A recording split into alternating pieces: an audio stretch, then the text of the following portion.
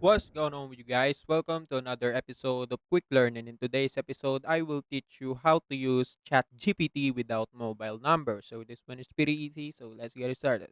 So first of all, you cannot use ChatGPT without phone number or mobile number because when you sign up, the support or the servers will really need you to provide your phone number. So you need a phone number in order to use ChatGPT. But if you don't have an access to a phone number or you don't have a phone number, this is how you're going to do it. Just go to a Google or a new tab and search for temporary phone number.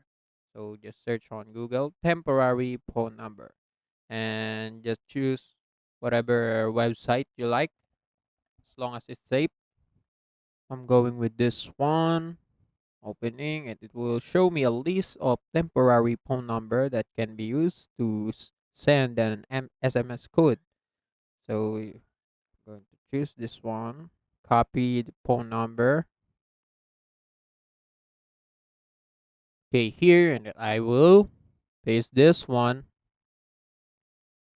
and send code. Oh, this one is already linked to an account. So if that happens, you just need to use trial and error. You go to another phone numbers and check if they are already linked to an account, and if they're not, and you are lucky.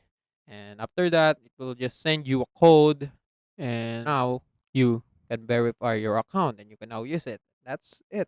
That's it for today's episode. If you want more to this channel, please like this video, click the notification bell, and don't forget to subscribe. See you in the next one.